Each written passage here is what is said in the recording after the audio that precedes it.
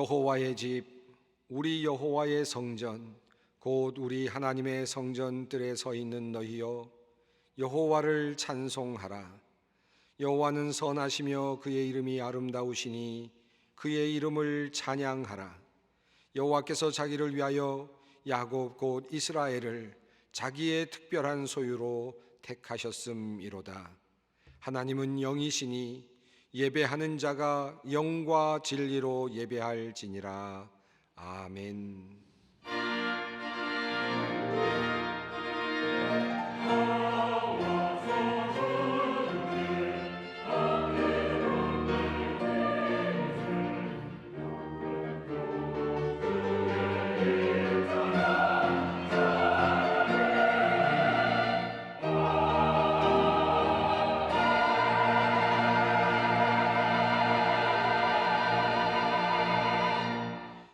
영원히 찬양받으실 주 여호와 우리 아버지 하나님, 그 놀라우신 능력과 크시는 총을 인하여 주께 영광 돌립니다.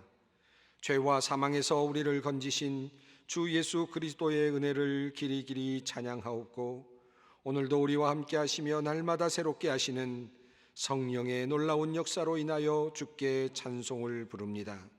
성부, 성자, 성령께 세세무궁토록 영광이 있을지어다. 아멘. 다 같이 일어나셔서 32장 찬송을 부르시겠습니다.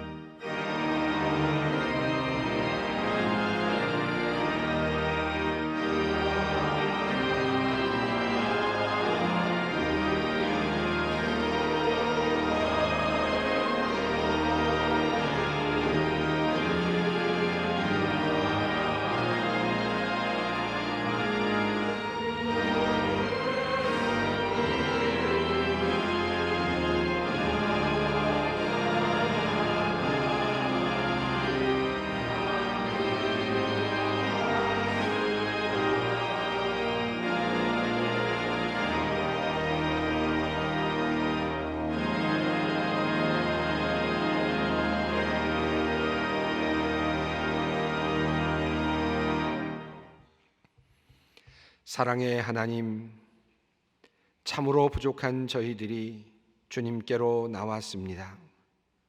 너희는 세상의 빛이라 하셨지만 빛을 비추지 못했습니다. 세상의 소금이라 하셨지만 맛을 내지 못하였습니다. 하나님의 자녀로 불러주셨지만 자녀라는 자부심과 당당함으로 살지도 못했고 자녀답게 모범적으로 살지도 못하였습니다. 그러나 긍휼이 많으신 주님께서 오늘도 우리를 불쌍히 여기시고 이끌어 주시니 감사합니다. 오늘 이 시간 부족한 모습이지만 맞아주시는 아버지의 은혜로 주님 앞에 나와 거룩하시고 사랑이 많으신 하나님께 찬송과 감사를 올려드립니다. 하나님께서는 늘 우리와 함께 계시지만 때로 우리는 그 사실을 잊어버릴 때가 많습니다. 세상의 파도가 덮쳐올 때면 함께 하시는 하나님을 잊은 채 두려움과 공포 속에서 어찌할 바를 모를 때가 많습니다. 하나님, 이렇듯 우리의 믿음은 참으로 작습니다. 하나님께서 예수 그리스도를 통하여 우리를 좋게 보아주시고 너그러운 눈으로 보아주시지 않으신다면 우리는 결코 주님 앞에 설 수 없음을 압니다. 오늘도 그 주님의 보혈의 공로를 힘입어 주님 앞으로 나아갑니다. 주님께서 우리를 긍휼히 여기시고 은혜를 내려 주시옵소서. 지난 주간 우리 주위에서 도움이 필요한 사람들을 보면서도 그들에게 도움을 주지 못하고 그들의 요청을 외면한 안타까운 마음이 우리 가운데 있습니다. 하나님, 그들의 마음을 아프게 한 죄, 그들에게 힘을 주고 격려하지 못한 우리의 허물을 또한 용서하여 주시옵소서. 이제는 나와 주님만이 아는 죄악을 침묵 가운데 주님께 고백합니다. 여호와는 긍휼이 많으시고 은혜로우시며 노하기를 더디하시고 인자하심이 풍부하시도다. 아버지가 자식을 긍휼히 여김같이 여호와께서는 자기를 경외하는 자를 긍휼히 여기시나니 이는 그가 우리의 체질을 아시며 우리가 단지 먼지뿐임을 기억하심이로다. 그러므로 주 예수 그리스도 안에 있는 자에게 결코 정죄함이 없느니라. 아멘.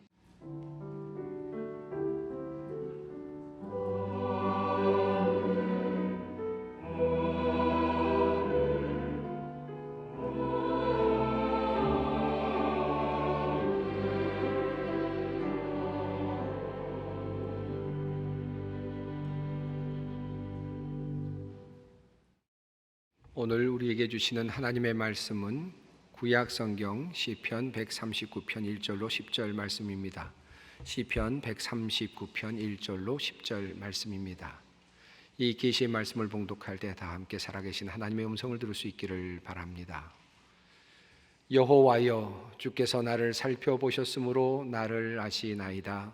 주께서 내가 앉고 일어섬을 아시고 멀리서도 나의 생각을 밝히 아시오며 나의 모든 길과 내가 눕는 것을 살펴보셨으므로 나의 모든 행위를 익히 아시오니 여호와여, 내 혀의 말을 알지 못하시는 것이 하나도 없으시니이다.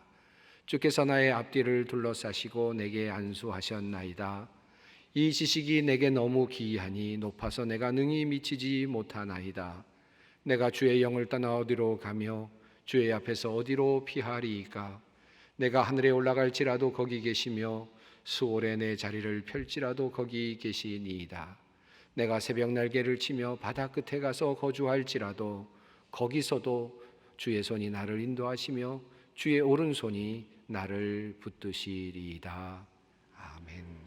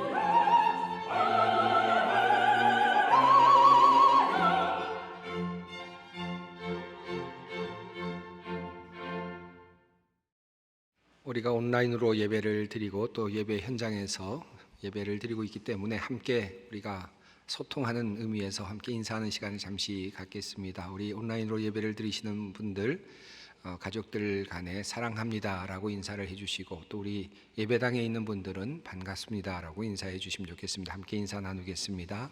사랑합니다. 반갑습니다. 네, 반갑습니다. 하나님은 어디에나 계시는가? 만약에 그렇다면 그것은 우리에게 어떠한 유익이 있는가? 이것이 오늘 설교 말씀의 주제입니다. 하나님은 어디에나 계실까요? 하나님은 정말 어디에나 계신다고 여러분은 믿고 계십니까? 여러분은 그것을 어떻게 알게 되셨습니까? 제가 몇몇 분에게 하나님이 어디에나 계신다라고 하는 것을 어떻게 알게 되었느냐라고 물었더니 그냥 그래야 될 것 같다라고 그렇게 대답을 하셨습니다. 만약에 하나님께서 전능하신 분이시라면 그래야 되지 않겠는가? 그렇지 않으면 전능하신 하나님이 아니시지 않는가? 이런 대답을 하셨습니다. 과학이 하나님이 어디에나 계시는 것을 증명할 수 있을까요? 과학은 자연과 그리고 세상의 질서를 우리에게 설명해 줄 수는 있겠죠. 그리고 그것을 보다도 분명한 원리로 증명해 줄 수는 있을 것입니다. 그러나 하나님이 어디에다 계신다라고 하는 사실을 우리에게 증명해 주지는 못할 것입니다.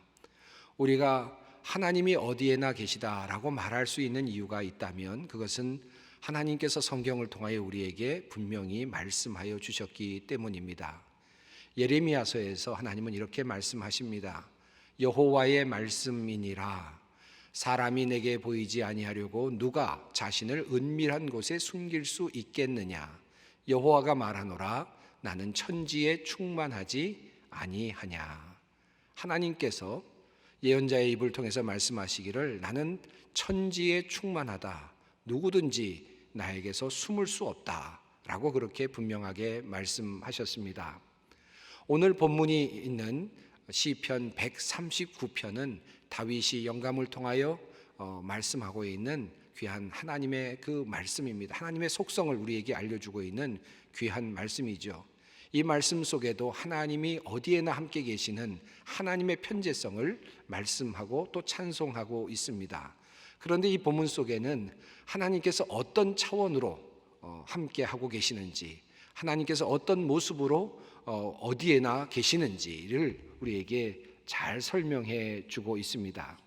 오늘은 이 본문을 하나씩 읽어가면서 하나님의 그 어디에나 계시는 그 편재의 차원을 한번 먼저 살펴보고자 합니다. 1절 말씀입니다. 다윗은 이렇게 말합니다. 여호와여, 주께서 나를 살펴보셨으므로 나를 아시나이다. 다윗은 제일 먼저 하나님이 어디에나 계십니다라고 먼저 그렇게 이야기를 하지 않고 하나님이 나를 살펴보셨고 나를 아십니다라고 그렇게 고백하고 있습니다. 하나님이 어디에나 계신다라고 하는 말의 속뜻이 무엇일까요? 하나님이 어떤 부피를 가지시고 어떤 모든 세상의 모든 우주에 그 부피만큼 차지하고 계신다라고 하는 뜻이겠습니까? 우리가 생각하고 있는 하나님이 어디에나 계신다라고 하는 의미는 하나님께서 그곳에 계시기 때문에 우리를 살피시고 우리를 아신다라고 하는 것 아닐까 합니다. 그런 의미에서 본다면 다윗이 말하는 바 하나님이 우리를 살피시고 계신다라는 말은 매우 중요한 말입니다. 다시 이 말을 표현하면 이렇습니다. 하나님은 어디에나 계십니다. 그래서 늘 나를 보고 계십니다. 그래서 그분은 나를 잘 아십니다. 하나님의 편재하심을 믿는다라는 것은 바로 이러한 고백을 우리가 하는 것이라 할 수 있겠습니다. 자, 그렇다면 어느 수준에서 하나님은 우리를 살펴보고 계시고 또 우리를 알고 계시는 것일까요? 2절 말씀입니다. 주께서 내가 앉고 일어섬을 아시고 멀리서도 나의 생각을 밝히 아시오며. 먼저 다윗은 하나님께서 나의 앉고 일어섬을 아신다라고 말씀합니다. 그리고 이어서 나의 길을 아신다라고 말씀했고, 그리고 내가 눕는 것도 하나님께서 아신다라고 말합니다. 나의 모든 행위를 아신다고 그렇게 고백합니다. 그리고 이어서 또 4절에서 이렇게 말씀합니다. 내 혀의 말을 알지 못하시는 것이 하나도 없으시니이다. 이 말씀은 오늘은 조금 다르게 해석될 수도 있습니다. 그래서 세번역은 이렇게 다르게 해석합니다. 내가 혀를 놀려 아무 말 하지 않아도 주님께서는 내가 하려는 말을 이미 다 알고 계십니다. 이 두 가지는 다 의미가 있는 그런 해석이라고 할 수 있겠습니다.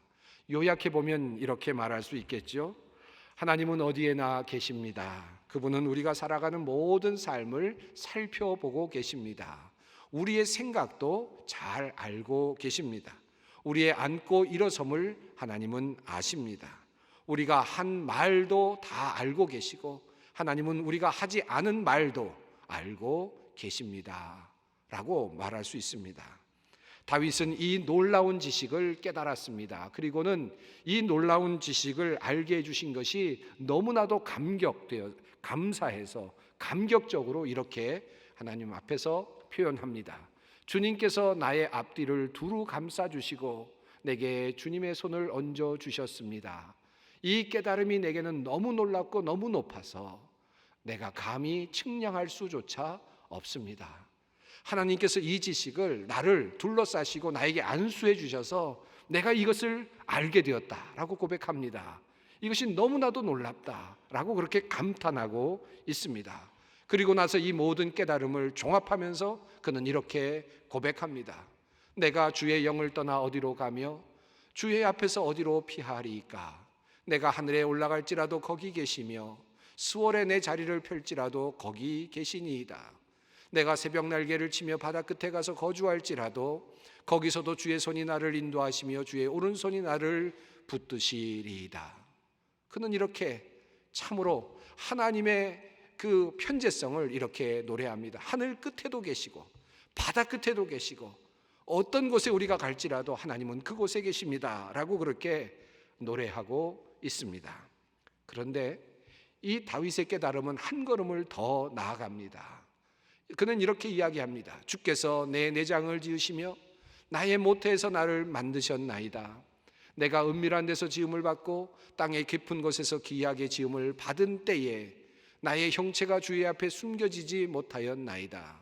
내 형질이 이루어지기 전에 주의 눈이 보셨으며 나를 위하여 정한 날이 하루도 되기 전에 주의 책에 다 기록이 되었나이다.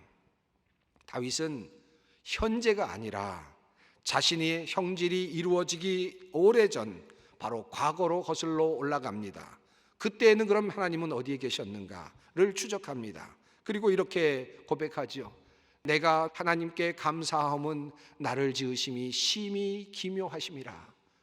주께서 하시는 일이 기이함을 내 영혼이 잘 아나이다.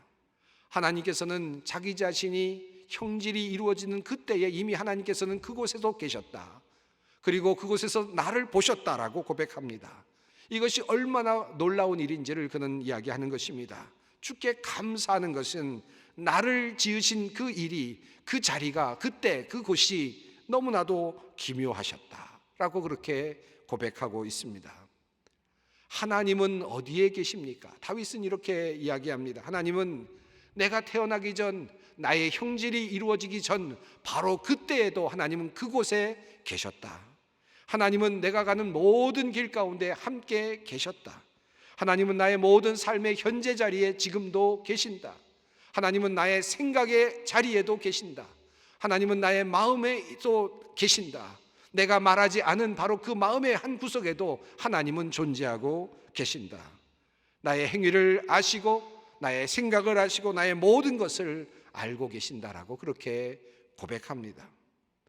하나님께서 어디에나 계신다라고 하는 이 평범해 보이는 이 말이 담고 있는 수많은 바로 속뜻이라 할 수 있겠습니다.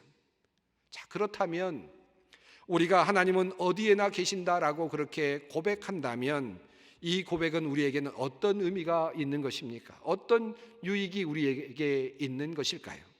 다시 말해서 하나님께서 어디에나 계신다고 믿는다면, 우리가 정말 그것을 믿는다면 우리에게는 어떤 일이 일어나야 하는가 하는 질문입니다. 첫 번째는 이 믿음은 우리에게 두려움을 줍니다. 정말 하나님이 어디에나 계신다고 정말 믿는다면 늘 하나님의 앞에 서 있는 그런 느낌을 갖게 될 것입니다. 두려울 수밖에 없을 것입니다. 하나님의 시선을 의식할 수밖에 없겠지요. 자신의 삶과 행동 그리고 언어를 조심할 수밖에 없을 것입니다. 정말 하나님이 어디에나 계신다고 믿는다면 말입니다. 거짓말을 할 수 없을 것입니다. 악한 일을 도모할 수 없을 것입니다. 사람들을 억울하게 내몰지 못할 것입니다. 남의 것을 빼앗거나 그리고 훔치지 않을 것입니다. 폭력을 행사하거나 살인하지 않을 것입니다. 하나님이 어디에나 계시기 때문에, 내가 가는 곳마다 하나님은 지키고 계시기 때문에 우리는 그와 같은 죄를 지을 수 없을 것입니다. 잠언의 말씀, 여호와의 눈은 어디서든지 악인과 선인을 감찰하시느니라 라는 이 말씀처럼 감찰하시는 하나님을 두려워하면서 자신의 삶을 돌아보고 그리고 정직하고 성결하게 자신의 삶을 유지해 나가려 할 것입니다. 요셉이 보디발의 아내로부터 유혹을 받았을 때 그는 둘이 있었습니다. 그 여인과 자기 자신 둘뿐이었습니다. 그러나 요셉은 그 유혹을 뿌리쳤습니다. 그리고 그는 이렇게 이야기합니다. 그런즉 내가 어찌 이 큰 악을 행하여 하나님께 죄를 지으리이까. 그는 그곳에 두 사람이 있다고 생각하지 않았습니다. 그곳에 하나님도 계시다고 생각했습니다. 하나님도 계시다고 믿었습니다. 그래서 하나님 앞에서 그가 죄를 지을 수 없다고 그 여인에게 이야기했던 것입니다. 어디에나 하나님께서 계시다라고 하는 사실을 믿고 고백하는 사람은 자기 자신의 행동과 자기 자신의 언어를 조심할 수밖에 없을 것입니다. 온라인으로 예배를 드리고 있는 상황입니다. 오늘도 예배를 온라인으로 드리는 분들이 참 많이 있습니다. 얼마 전 존경하는 우리 은퇴 장로님을 방문한 적이 있습니다. 우리 은퇴 장로님께서 예배를 온라인으로 드리고 계신다고 말씀하시면서 예배 시간이 되면 목욕을 하시고 옷을 갈아입으시고 정중하게 앉으셔서 예배 자리에서 예배를 드리신다라고 말씀하셨습니다. 일어나는 시간에 함께 일어나고 앉는 시간에 함께 앉고 함께 예배를 드리며 은혜를 받고 있다라는 말씀을 하셨습니다. 저는 그 말씀을 들으면서 정말 하나님 앞에서 예배를 드리고 계시는구나 하는 그런 생각을 해보았습니다. 최근 우리는 온라인 예배를 드리면서 이런 논의들을 많이 하죠. 하나님은 어디에 계시는가? 하나님은 어디에나 계신다. 예배당에만 계시는 것이 아니라 우리의 가정에도 계시고 어디에든지 계신다. 그러니까 우리는 어디서든지 예배할 수 있다. 그렇게 이야기를 참 많이 합니다. 또 그것 때문에, 그와 같은 확신 때문에 우리는 온라인으로 지금도 우리가 가정에서 또 여러 곳에서 예배를 드리고 있습니다. 그런데 이것은 틀린 말은 아니지만 그럼에도 불구하고 우리가 이 말을 사용할 때 한 가지 꼭 주의해야 할 것이 있습니다. 하나님은 어디에나 계시다라고 하는 이 말은 우리의 편의를 위해서 하는 말이 아니라는 말씀입니다. 하나님이 어디에나 계시다라고 하는 말, 그래서 어디서든지 하나님은 우리를 보고 계신다, 살피신다 라고 하는 이 말은, 그 말을 다시 바꾸면 하나님께서 어디에나 계시고 그리고 감찰하고 계시고 지금도 살피시기에 우리의 가정 예배 중에도 온라인 예배 중에도 하나님은 그곳에 계시기에 우리가 하나님 앞에 있듯이 그렇게 예배를 드려야 한다라고 하는 말이라는 것입니다. 아니, 보다 분명하게 하나님 앞에서 예배를 드려야 한다라고 하는 말입니다. 찬양을 할 때에도, 그리고 기도할 때에도, 말씀을 들을 때에도 느슨한 태도가 아니라 봉헌을 할 때에도 하나님 앞에 서듯 그렇게 예배를 드려야 한다라는 말이 하나님께서 어디에나 계시다라고 하는 말의 뜻이라는 말씀입니다. 이렇듯 어디에나 계시는 하나님을 믿는다는 것은 어디에서든지 하나님 앞에 서듯 그렇게 경건하고 정돈되고 정성스럽게 살아가야 한다는 말씀입니다. 두 번째로, 하나님께서 어디에나 계시다라고 하는 이 믿음은 우리의 하나님을 믿는 백성들에게는 큰 평안과 용기를 줍니다. 하나님께서 우리를 살펴주시고 감찰하고 계심을 우리가 믿기 때문입니다. 사망의 음침한 골짜기를 다니게 될지라도 우리가 어떤 어려움에 처하게 될지라도 하나님이 거기에도 계신다고 우리는 믿기에 우리는 그곳에서도 안심할 수 있습니다. 어떠한 어려움의 현장에서도 우리는 안심하고 평안을 누릴 수 있습니다. 어디에나 계시는 그 하나님께서 우리를 도우실 것을 믿기 때문입니다. 야곱이 고향을 떠나서 밧단 아람으로 가던 중에 베델에서 하나님을 만나게 되었습니다. 천사들이 오르락내리락 하는 것을 보고 나서 그는 여기에 하나님이 계시다는 것을 확인합니다. 그리고 그는 이렇게 고백합니다. 여호와께서 과연 여기 계시거늘 내가 알지 못하였도다. 여호와께서 여기에 계시거늘, 자기 혼자 있었던 바로 그 장소였습니다. 광야였습니다. 그러나 하나님께서 여기에도 계시다는 사실을 깨닫고 용기를 얻습니다. 어디에나 하나님이 계시다라고 말하는 것, 그리고 그것을 믿는 것은 우리가 어디에 있든지 하나님께서 우리를 도우시며 우리의 기도를 들으신다는 확신을 갖는 것을 말합니다. 감옥에 있든지 스월에 있든지 죽음의 자리에 있든지 병원에 있든지 어디에 있든지 하나님께서 우리와 함께 하신다, 이 사실을 굳게 믿는 것입니다. 하갈이 이스마엘과 함께 아브라함으로부터 쫓겨났습니다. 광야에 들어갔습니다. 물이 떨어졌습니다. 아들이 죽어가는 모습을 보면서 하나님 앞에서 울부짖었을 때 아무도 없는 것 같았지만 그곳에서도 하나님은 계셨습니다. 그리고 그에게 물을 주시고 그들을 새로운 길로 인도해 주셨습니다. 엘리야가 이세벨을 피해서 로뎀나무 아래서 죽기를 구하며 기도했을 때에도 그는 홀로 있었지만 그곳에도 하나님은 계셨습니다. 그에게 먹을 것을 주시고 다시 일으켜 세워 주셨습니다. 요나가 하나님의 명령을 피해서 도망가다가 그만 풍랑을 만나고 배에서 던져지고 큰 물고기 뱃속으로 들어가게 됩니다. 하지만 그 물속 깊은 곳, 그리고 그 물고기 뱃속 깊은 곳에서 하나님께 기도할 때 하나님께서는 그의 기도도 또 역시 들어주셨습니다. 하나님은 어디에나 계십니다. 그리고 그 하나님은 우리를 위하고 계시고 우리를 도우시는 분이십니다. 하나님께서 어디에나 계시다라고 하는 이 믿음은 우리에게 그러므로 용기를 주고 평안을 주는 것입니다. 우리가 어디에 있든지 우리는 하나님과 함께 있음을 믿음으로 고백하는 것입니다. 세 번째로, 하나님이 어디에나 계시다고 하는 이 믿음은, 그래서 모든 것을 살피시고 아신다는 그 믿음은 우리에게 솔직하게 모든 것을 대면하도록 이끕니다. 오늘 본문이 있는 시편 139편은 마지막 부분이 조금 읽어 내려가던 것과 관련해서 본다면 조금은 어색하게 끝나는 것을 알게 됩니다.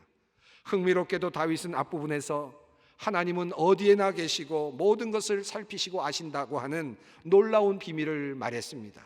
그런데 마지막 부분으로 가면서 조금 이해하기 어려운 그런 내용이 나옵니다. 자신에 대하여, 하나님에 대하여 악한 일을 하는 사람들을 저주하면서 하나님께 고자질하는 듯한 그런 내용이 성경 오늘 본문 뒷부분에 나오기 때문입니다. 웅장하고 위대한 하나님의 존재의 비밀, 신비한 존재의 모습을 이야기하던 앞부분을 지나서 다윗은 마지막 부분에서 조금은 사소해 보이는 개인적인 그러한 탄원과 같은 기도를 하고 있습니다. 악인에 대한 이야기입니다. 솔직한 자신의 심정을 이렇게 표현하고 있습니다. 하나님, 주님께서 악인을 죽여만 주신다면 피 흘리게 하기를 좋아하는 자들아 내게서 물러가거라. 나는 그들을 너무나도 미워합니다. 그들이 바로 나의 원수들이기 때문입니다. 하나님, 나를 샅샅이 살펴보시고 내 마음을 알아주십시오. 왜 다윗은 하나님의 편재를 말하는 이 웅장한 장면에서 이런 이야기를 하는 것일까요? 자신의 사소해 보이는 그와 같은 속마음을 왜 드러내 보이는 것일까요?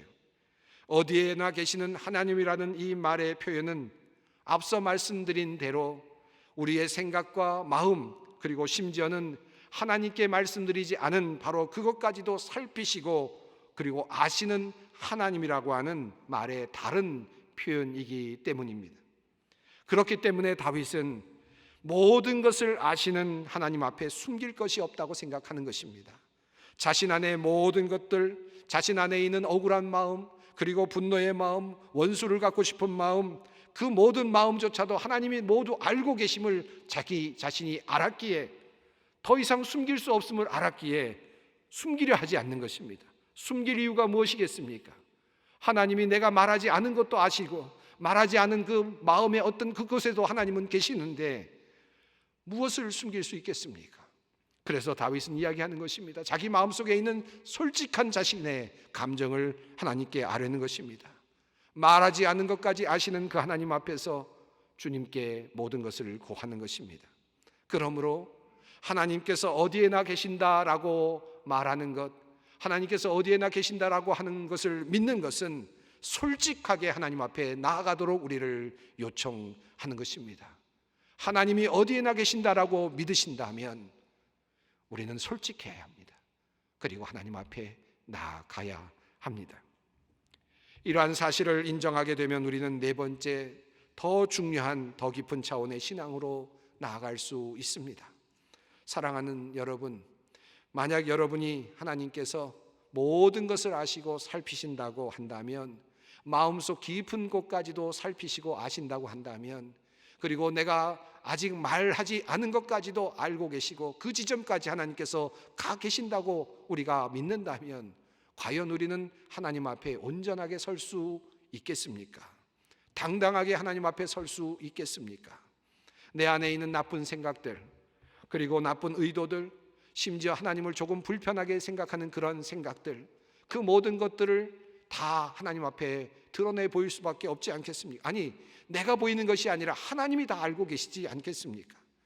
우리가 아무리 우리의 마음을 닫고 그리고 우리의 삶을 정돈한다 하더라도 그럼에도 불구하고 하나님 앞에 깨끗한 모습으로 드러나지는 못할 것입니다.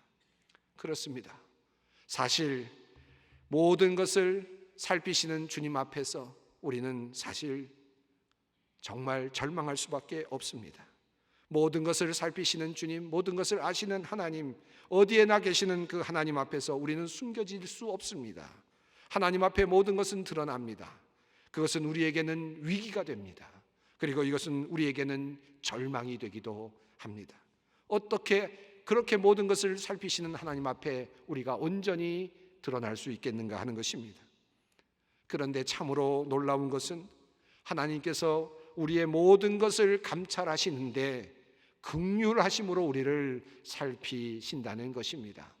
시편 103편에서 다윗은 하나님께서 주시는 그 영감을 가지고 이렇게 노래합니다. 여호와는 긍휼이 많으시고 은혜로우시며 노하기를 더디하시고 인자하심이 풍부하시도다. 자주 경책하지 아니하시며 노를 영원히 품지 아니하시리로다. 아버지가 자식을 긍휼히 여김같이 여호와께서는 자기를 경외하는 자를 긍휼히 여기시나니 이는 그가 우리의 체질을 아시며 우리가 단지 먼지뿐임을 기억하심이로다. 하나님께서 우리를 긍휼히 여기신다는 고백입니다. 왜 그렇습니까? 무엇 때문에 그렇습니까? 하나님은 우리의 모든 것을 아시지요. 그가 이미 고백했던 것처럼 모든 것을 알고 계십니다. 어디든지 우리를 살피십니다. 더 나아가서 우리의 원초적인 우리의 형질이 만들어지던 그때에도 주님은 계셨습니다. 하나님은 우리가 무엇으로 지어졌는지를 알고 계시는 분이십니다.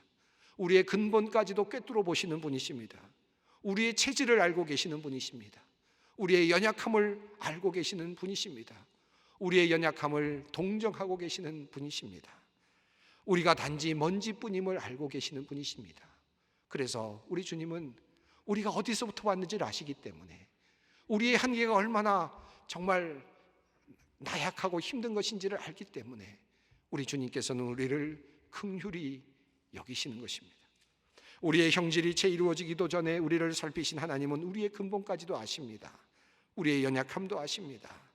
이것이 바로 복음입니다. 하나님께서 우리를 살피시고 낱낱이 아시는 분이시지만 그래서 우리 안에 있는 허다한 죄악과 우리의 허물과 우리의 악한 의도 모든 것을 다 알고 계시지만 그리고 우리가 태어나는 시점부터 지금까지 저질러 왔던 모든 악한 생각들과 또한 악한 행실들을 다 아시는 분이시지만 하나님께서는 우리의 근본을 아시기에 우리의 체질을 아시기에 하나님께서는 우리를 불쌍히 여기신다는 것입니다. 우리를 긍휼히 여기신다는 것입니다. 그래서 우리를 불쌍히 여기셔서 도저히 소망이 없는 우리 인간들을 구원하시기 위해서 자신의 죄 없으신 아들 예수 그리스도를 이 땅에 보내주셨다는 것입니다.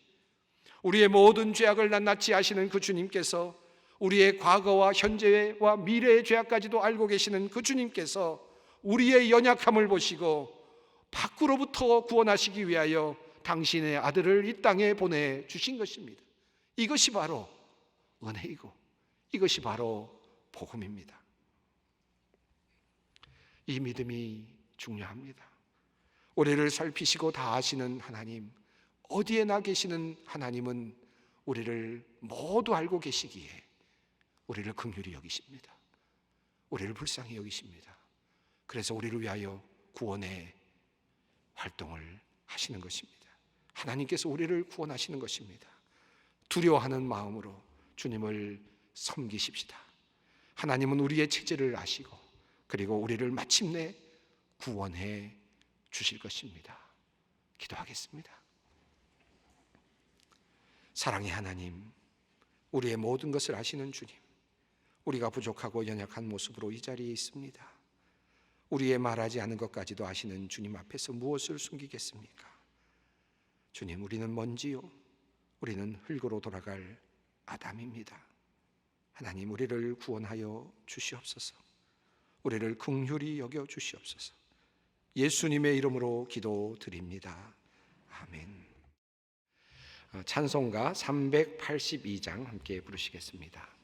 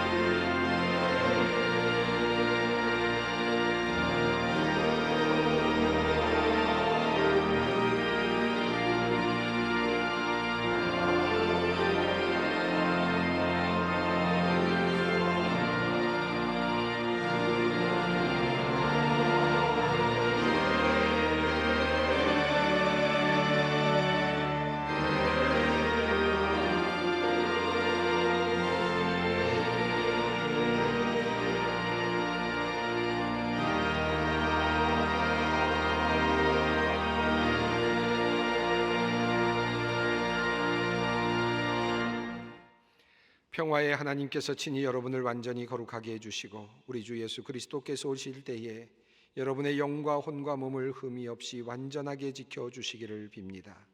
여러분을 부르시는 분은 신실하시니 이 일을 또한 이루실 것입니다. 이 땅에 오셔서 연약한 자들과 함께 하시고 그들을 위해 목숨을 내어주신 예수 그리스도의 은혜와 모든 것을 살피시고 하시되 긍휼의 마음으로 우리를 보아주시는 하나님의 그 크신 사랑하심과 오늘도 우리와 함께 하시며 우리의 부족함과 연약함을 동정하시고 중보하시는 성령님의 역사하심이 주님 앞에서 결코 숨겨질 수 없음을 다시 확인하며 긍휼하신 하나님 앞에서 은혜 받기를 원하는 주님의 모든 백성들 위에 이 나라와 민족과 역사 위에 영원히 함께 하시기를 간절히 축원하옵나이다. 아멘.